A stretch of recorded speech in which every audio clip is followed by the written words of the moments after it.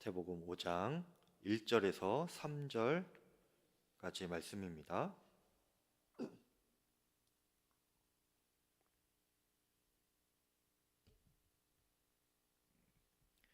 마태복음 5장 1절에서 3절까지의 말씀, 세 절 말씀이니까요 함께 읽겠습니다. 예수께서 무리를 보시고 산에 올라가 앉으시니 제자들이 나아온지라.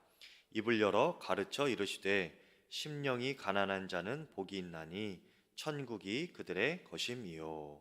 아멘. 하나님의 말씀입니다. 오늘부터 이 성경, 신약 성경 중에서도 굉장히 유명한 본문이죠. 산상수훈 말씀을 오늘부터 시작을 합니다. 먼저 이 산상수훈의 대상은 예수님의 제자들이었습니다. 본문에 무리라는 사람들도 나오는데요, 예수님의 초점은 분명 제자들이었습니다. 무리들도 있었지만 그 무리 중에서도 주님께 나아온 자들이 있었어요. 그 사람들이 바로 제자들이었습니다. 예수께서 무리를 보시고 산에 올라가 앉으시니 제자들이 나아온지라. 1절에 이렇게 되어 있죠. 그렇게 예수님께 나아온 제자들에게 그 제자들을 예수님이 보시고 입을 열어 가르치기 시작하셨습니다. 제자들은 오늘날로 말하면 믿는 자들을 말하는 거겠죠. 그리고 교회 공동체로 볼 수 있습니다. 그래서 교회 안에 예수님을 구주로 영접하고 믿음으로 살아가는, 그렇게 살기를 원하는 성도들, 저와 여러분이 들어야 할 말씀이다 라는 것이죠. 믿음이 없는 사람들이 듣는 것이 아닙니다. 그 산상수훈의 목적이 있는데요, 그 목적은 우리가 이 예수님께서 입을 열어 주시는 이 말씀을 잘 듣고 행하는 것입니다. 듣는 것에만 그치는 것이 아니고 이것을 실천하는 것에 산상수훈의 그 목적이 있는 거예요. 산상수훈 이제 말미에 한 7장이거든요. 7장 24절에서 27절을 보면 산상수훈을 거의 마치고 그 마지막에 이렇게 예수님 말씀하십니다. 이를 듣고 행하지 않는 자는 모래 위에 집을 쌓은 어리석은 사람처럼 무너진다, 이렇게 말씀하셨어요. 말씀을 들어도 행하지 않으면 소용이 없다는 거죠. 그 삶이, 신앙의 여정이 무너진다라는 것입니다. 여기서 무너진다라는 것은 구원과 관련된 것이라기보다는요, 구원받은 성도의 복된 삶과 더 관계가 있습니다. 한마디로 이 산상수훈의 말씀을 지켜야 우리가 구원을 얻는다, 이 말은 아니고요. 이미 구원받은 예수님의 제자들이라고 했죠. 그리고 성도, 교회 공동체에게 주시는 말씀이라고 그랬죠. 그래서 구원의 여부와 관련되어 있기보다는 이제 구원받아서 하나님의 자녀로 살아가기를, 믿음으로 살아가기를 원하는 성도들에게 그 복된 삶을 누리며 살 수 있는가 없는가, 이 여부가 이 산상수훈 말씀을 듣고 행하는가 아닌가에 달려 있다라는 것입니다. 그래서 이 산상수훈의 말씀 우리가 잘 들어야 되고요. 이 산상수훈을 그래서 다른 말로 팔복의 말씀이다라고도 이야기하죠. 그 팔복 이후에도 우리가 산상수훈 가르침의 말씀이 쭉 나오기도 하는데, 대표적으로 시작이 팔복으로 시작을 하게 됩니다. 우리가 복을 누리며 살 수 있다는 것이죠. 이 팔복의 구조는 8개의 복이라는 말이죠. 8개인데 그 구조를 크게 그리고 간단하게 나누자면 앞에 4개의 복과 뒤에 4개의 복으로 나눌 수가 있습니다. 앞에 4개의 복은 하나님과의 관계 가운데 관련된 복이고요. 또 뒤에 4가지 복은 사람과의 관계 속에서 누리게 되는 복이 되겠습니다. 그렇게 이해를 가지고 오늘 이제 첫 번째 복을 한번 보시겠는데요. 이 첫 번째 복은 심령이 가난한 자가 받는 복입니다. 그 복은 무엇이냐면 천국이 그들의 것이 된다라는 거예요. 3절을 함께 읽어보겠습니다. 시작. 가난한 자는 복이 있나니 천국이 그들의 것임이요 말씀하였죠. 여기서 심령이라는 말을 그냥 쉽게 우리가 이해하려면 마음이라고 생각하면 됩니다. 네. 마음이 가난한 사람은 복이 있다는 거예요. 그래서 먼저 이 마음이 가난한 게 무엇인가 여기에 대해서 좀 보겠습니다. 이 마태복음 5장 3절 심령이 가난한 자를 이야기하실 때 이 배경은 사실은 이사야서 61장 말씀에 있습니다. 이사야서 61장 1절에 이런 말씀이 있어요. 주 여호와의 영이 내게 내리셨으니 이는 여호와께서 내게 기름을 부으사 가난한 자에게 아름다운 소식을 전하게 하려 하심이라. 이것은 구약 시대에 훗날 메시아 예수님을 말하는 거죠. 예수 그리스도께서 오셨을 때 이런 사역을 하실 것이다. 이것을 미리 예언해 놓은 말입니다. 그래서 예수님이 하나님의 기름 부음을 받고 가난한 자에게 아름다운 소식을 전하려고 이 땅에 오셨다라는 거예요. 여기서 가난한 자라고 표현이 되죠. 네. 그 가난한 자가 어떤 사람이냐? 마음이 상한 자, 그리고 포로된 자, 그리고 갇힌 자였습니다. 나를 보내사 마음이 상한 자를 고치며 포로된 자에게 자유를, 갇힌 자에게 노임을 선포하며 이렇게 예언되어 있어요. 그리고 이 예언이 성취된 것이 바로 예수님이시고 예수님의 사역이십니다. 그리고 그 예수님께서 오늘 그 첫 마디로 이렇게 말씀하시는 거예요. 마음이 가난한 사람은 복이 있다라고 하시는 겁니다.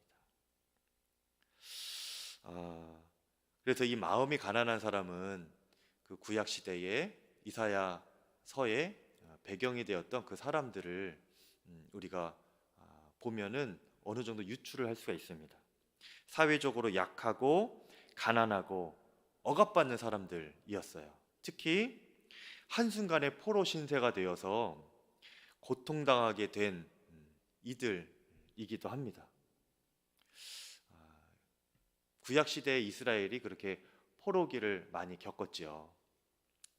자신에게는 아무런 능력이 없는 상태입니다. 자신의 능력으로는 그 상황에서 어찌할 수 없는 지경에 놓여서 고통을 당하다가 마음이 낮아진 상태, 겸손해진 그 마음의 상태가 바로 심령이 가난한 자이고요.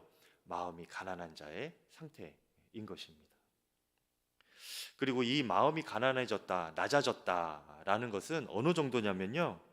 그냥 어느 정도 낮아지고 겸손한 상태라기보다는 아무것도 남지 않은 것 같은 그런 상태입니다. 표현을 하자면 여러분 이제 망하게 되면 사업을 하다가 망하게 되면 파산되었다 하죠. 네. 돈이 없을 뿐만 아니라 빚까지 얹혀진 뭐 그런 상태. 네. 그러니까 그냥 어느 정도 없는 게 아니고 완전히 없고 빚까지 있는 그런 파산 상태. 그러니까 심령이 가난한 자, 마음이 가난한 자의 상태는 이 마음의 파산 상태를 의미하는 것입니다. 그 정도로 아무것도 남지 않고 내가 뭘 어떻게 할 수도 없는 상태라는 거예요. 여러분 파산 되어 보셨나요? 경험이 있는 분 계실지도 모르는데 파산이 되면 그 이후에도 어떻게 할 수가 없어요. 그렇죠? 그 빚이라도 떠안게 되면은요, 내가 벌어도 그것을 그대로 차압을 당하잖아요. 뭔가 일어설 수 있는 여지도 없는 거예요. 근근히 그냥 살아갈 수밖에 없는 상태가 되는 겁니다. 이런 마음이 파산 상태, 이것이 심령이 가난한 자의 상태입니다. 그래서 이 3절을 유진 피터스 목사님이라는 분이 메시지 성경이라는 것을 썼는데, 그 메시지 성경에 보면 이 3절을 이렇게 표현했어요. 벼랑 끝에 서 있는 너희는 복이 있다, 이렇게 설명했습니다. 심령이 가난한 자의 상태를 벼랑 끝에 서 있는 사람의 상태로 이렇게 표현을 한 거예요. 벼랑 끝에서 더 이상 갈 곳도 없고 또 붙잡을 것도 없는 그런 절박한 마음의 상태가 되었다면, 그때 우리가 복이 있다, 이렇게 말하는 것입니다. 그렇게 마음이 파산한 상태가 되었을 때 비로소 우리는 하나님 앞에서 겸손하게 오직 하나님만 붙들고 주의 도움만 의지할 수밖에 없기 때문에 그렇지요. 그래서 그렇게 되면 나는 계속 작아지고 주님의 다스림은 커지게 되는 것입니다. 주님께서 경영해 주시는 인생이 되는 것이죠. 이것이 우리가 얻을 수 있는 참된 복이고 풍성한 복인 것입니다. 우리가 이런 마음의 파산 상태가 되는 길은 두 가지입니다. 우리가 그 구약의 이스라엘 백성들처럼 그렇게 갑자기 포로 상태가 될 가능성은 좀 낮지 않습니까? 그렇죠? 우리가 일상을 살아가면서 우리의 마음이 영적인 파산 상태에 이르게 되는 길은 첫 번째가 고난을 통해서입니다. 고난을 당하면 사람이 마음이 낮아지고 겸손해지고, 낮아지고 겸손해지다 못해 아무것도 남지 않은 것 같은 마음의 파산 상태를 경험하게 돼요. 창세기에 보면 이 야곱이라는 사람이 이스라엘로 바뀔 때가 바로 이런 상태였습니다. 야곱이 평생 자기의 꾀로 그렇게 살아오다가 또 형도 속이고 또 삼촌도 속이고 그러면서 이렇게 부를 축적하고 그렇게 자신의 꾀로 그렇게 살아가다가 결국 창세기 32장에 고향으로 돌아가는 길목에서 보면 혼자 남게 돼요. 자신의 형 에서가 이제 고향으로 돌아가는 자신을 죽이려고 군사 600명을 이끌고 온다는 소식을 야복강 나루가에서 듣게 됩니다. 그때 이 야곱이 두려워하죠. 그래서 재물을 먼저 보내고 또 자신의 아내와 가족들을 다 보내고 그러면서 형을 먼저 좀 마음을 돌려볼 생각으로 해볼 것은 다 해보는 거예요. 그리고 이제 다 떠나 보내고 밤이 되었는데 밤에 곰곰이 시냇가에서 이제 보니까 남은 게 이제 자기 몸 하나밖에 없는 겁니다. 다 보내고. 그리고 그때 야복 강가에서 이제 돌베개를 베고 누워 자려고 했는데 하나님의 천사가 나타나시죠. 그리고 야곱과 씨름을 하게 됩니다. 근데 야곱은 그때까지만 해도 또 아직까지도 남아있는 게 있었어요. 자기 몸 하나는 남았잖아요. 자기 힘이 있지 않습니까? 그래서 천사와 씨름을 하면서 어떻게든 또 이겨보려고 하는 거예요. 그런데 그러다가 그 하나님의 천사, 하나님이시기도 한데 하나님께서 야곱의 환도뼈를 치십니다. 얘는 내가 도저히 못 이기겠다. 아직도 이런 고집이 남았구나. 아직도 이런 혈기가 남았구나. 아직도 이 야곱이 남아있는 게 있구나. 그것을 보시고 환도뼈를 칩니다. 야곱의 입장에서는 그나마 남은 게 자신의 몸뚱아리 하나 남아 있었는데 환도뼈를 침을 당하니까 움직일 수가 없는 거예요. 아무것도 할 수 없게 되는 것입니다. 그런데 그때서야 야곱이 깨닫고 외친 한마디가 있습니다. 그것이 창세기 32장 26절인데요. 그가 이르되 날이 세려하니 나로 가게 하라. 하나님의 천사가 이렇게 말했거든요. 씨름을 다 끝내고 그랬더니 이제 야곱이 이르되 당신이 내게 축복하지 아니하면 가게 하지 아니하겠나이다. 이렇게 말을 합니다. 여러분도 함께 고백해 볼까요? 하나님이 나를 축복하지 아니하면 가게 하지 않겠습니다. 야곱이 지금 하나님께 이렇게 말했다는 거예요. 이게 무슨 말입니까? 나는 하나님 없으면 이제는 안 되는 인생입니다. 하나님의 축복이 없으면 나는 안 되는 인생입니다. 어차피 나는 안 되는 인생이니까 하나님 저에게 축복해 주십시오. 하나님의 축복이 없으면 안 되는 인생입니다. 그러니까 축복을 해 주시든지 아니시면 저는 어차피 여기서 죽습니다. 그렇게 야곱이 아주 절박한 심정으로 하나님 아니면 나는 안 된다, 하나님의 축복을 받지 않으면 안 된다는 그 간절한 마음으로 하나님을 붙드는 거예요. 가지도 못하게.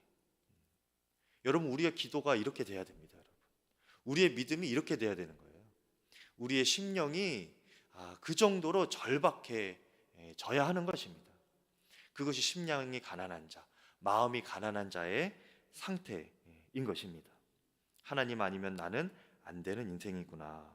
목숨 걸고 구할 때에 그 순간 하나님께서 이 야곱을 이스라엘로 바꿔주셨어요. 그 이름을 바꿔주셨죠.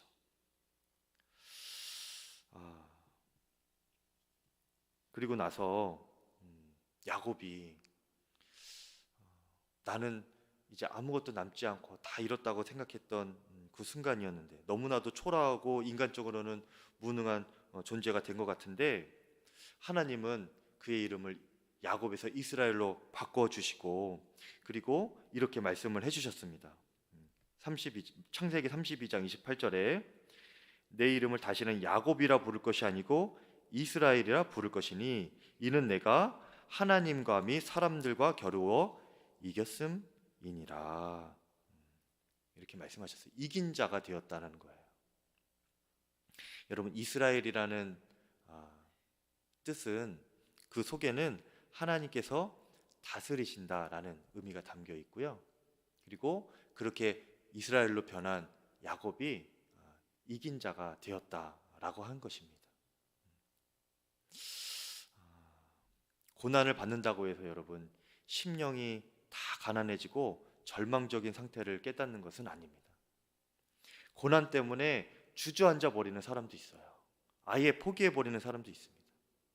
그런데 우리가 이 고난을 통해서 나는 하나님 없으면 안 되는 인생이구나 하면서 나에게는 절망하고 하나님께 소망을 둔다면 비록 절름발이가 될지라도 더 이상 세상을 두려워하는 것이 아니라 승리의 삶을 살아갈 수가 있게 되는 거예요.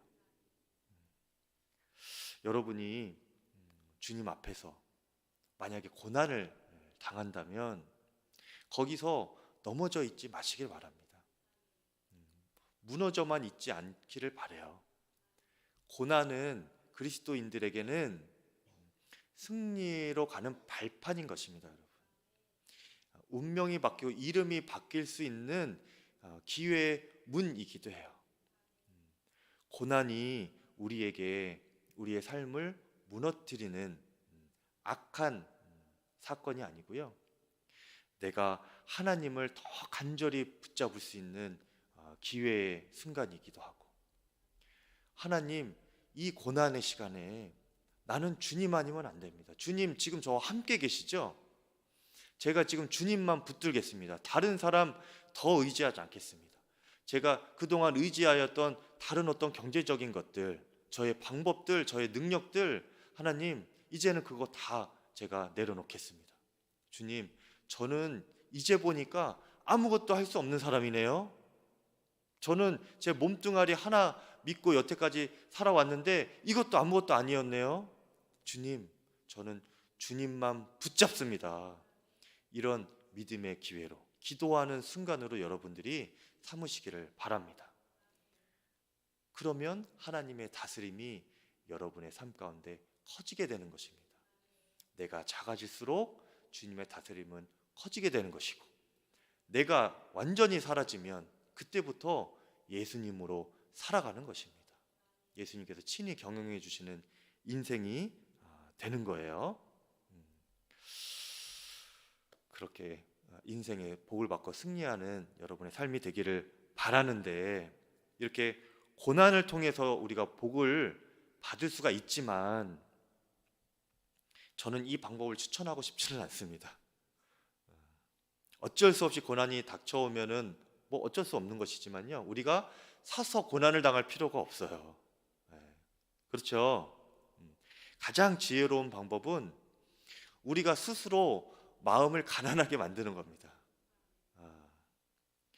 스스로 마음을 낮추고 비우는 거예요. 마음이 가난하다, 이것의 또 다른 뜻은 마음을 비운다라는 뜻이기도 합니다. 마음이 깨끗이 비워진 상태를 말하는 건데요, 여러분, 사람의 마음이라는 것은 깨끗하지가 않습니다. 예레미야 17장 9절에 보니까 만물보다 거짓되고 심히 부패한 것은 인간의 마음이라고 그랬습니다. 성경에 그렇게 나와 있어요. 제가 뭐 이렇게 여러분을 비하하려고 하는 것이 아니라 이 만물보다, 세상의 그 어떤 것보다 거짓되고 심히 부패해 있는 것이 우리의 마음이래요, 여러분. 누구나 다 이렇다는 겁니다. 육신적인 생각들과 악한 생각들로 우리의 마음이 이렇게 더러운 것으로 가득 채워져 있다는 거예요. 우리가 이 마음을 그래서 비워야 됩니다. 비워야 복을 받는 거예요.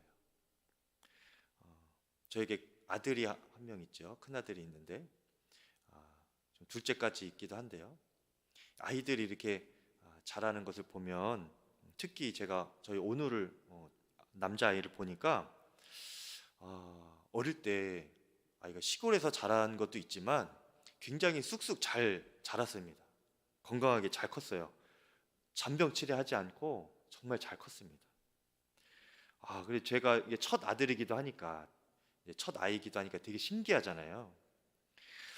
그래서 이제 유심히 아이가 어떻게 이렇게 잘 클까, 성장할까 유심히 지켜보니까 뭐 엄마가 잘 키워서도 있겠지만 그 중에서도 어떤 이유가 있을 것 아닙니까? 보니까 똥 싸는 것에 있더라고요. 비밀을 제가 발견했는데, 변을 잘 보기 때문에 아이가 건강하구나, 이것을 제가 알게 됐어요. 오누가 변을 잘 못 보거나 배가 계속 아프면 잠도 제대로 못 자고 계속 칭얼대고 울기만 하겠죠. 근데 이 아이가 변을 시원하게 잘 보고 나서는, 그러면 이제 또 배가 비워지니까 젖을 또 엄청 잘 먹고, 또 먹다가 보면은 배부르지 않습니까? 그러면 또 잠이 오지요. 그럼 또 잠을 또 잘 자고 일어나서 조금 놀다가 또 변을 보면 또 배고프니까, 이것이 계속 요렇게만 계속해도 아이가 건강하게 잘 자라는 거더라고요. 그렇죠?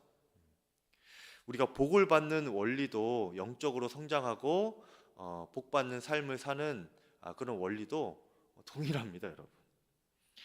배 안에 있는 변을 깨끗이 비워야 아이가 젖을 먹고 쑥쑥 성장하듯이, 우리가 복 받는 성도가 되고 복 받는 삶으로 그렇게 성장하려면 먼저 우리 마음 안에 있는 그 배설물과 같은 것들을 깨끗하게 잘 비울 수가 있어야 됩니다.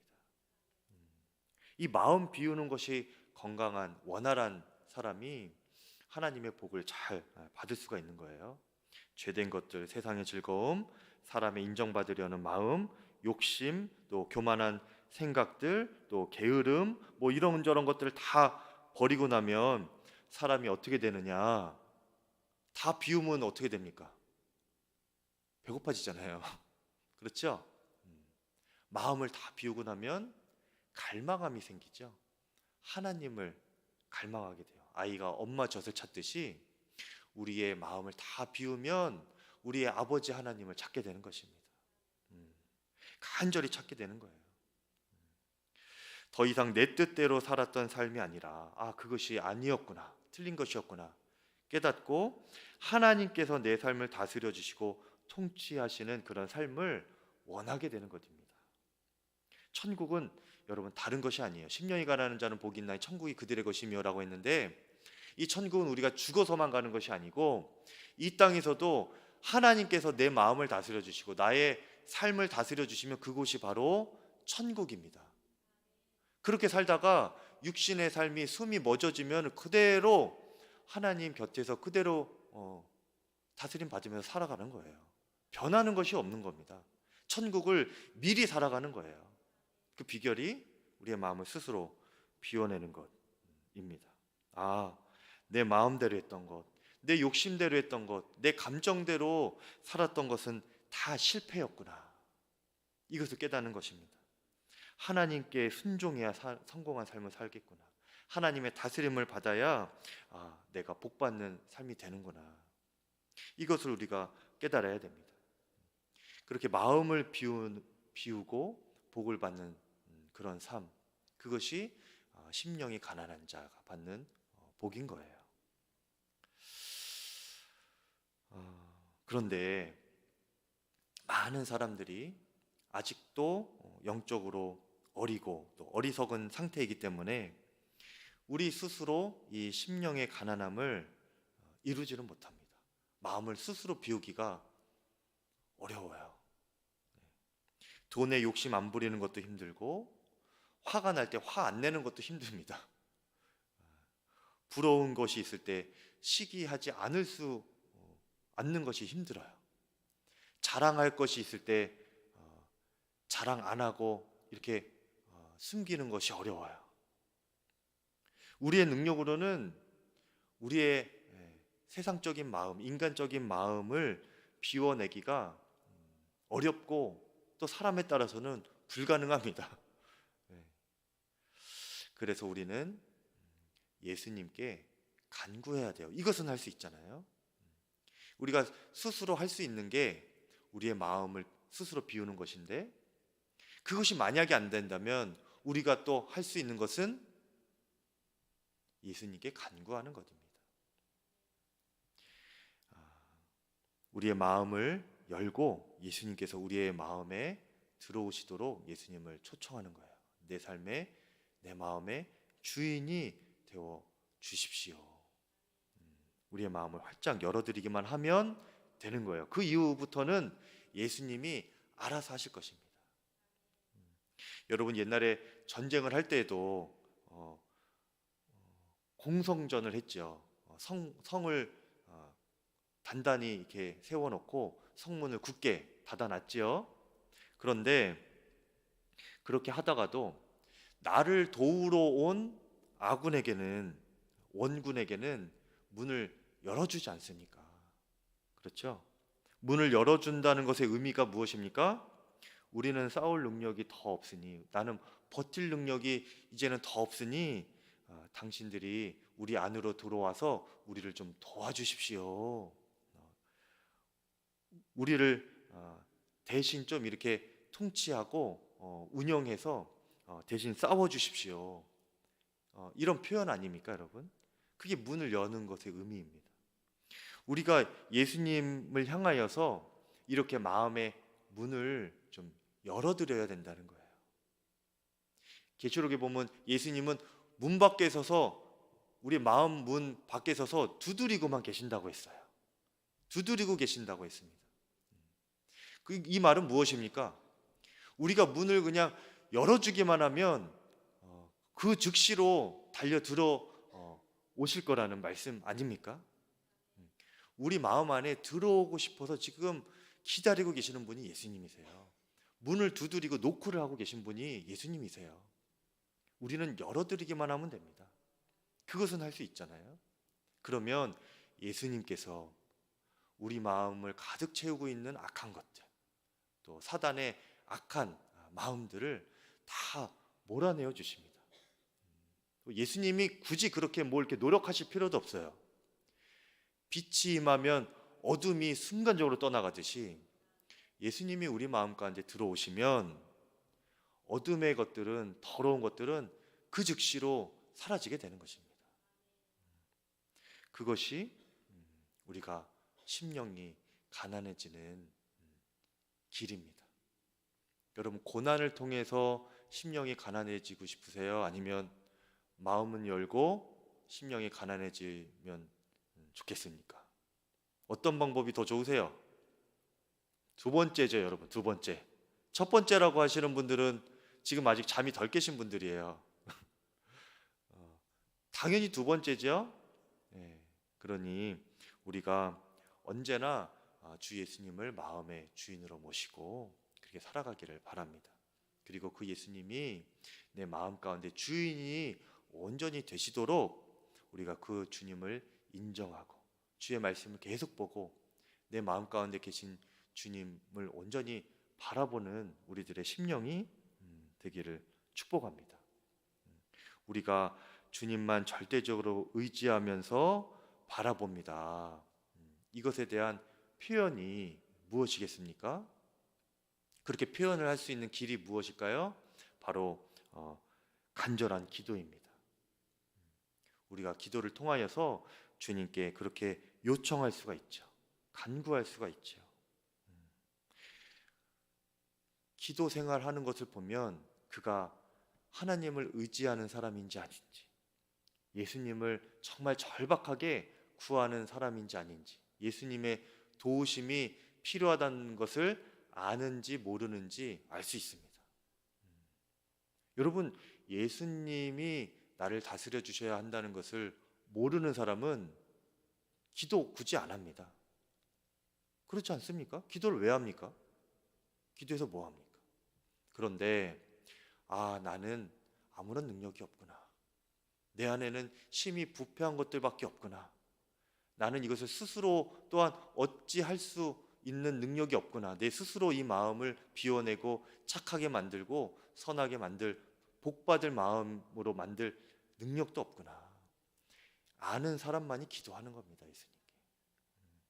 그렇게 주 예수님을 계속 찾고 기도하고 바라보기를 힘쓰는 여러분 되셔서 심령이 가난한 자, 마음이 가난한 자가 받는 복을 다 누리실 수 있기를 주의 이름으로 축복합니다.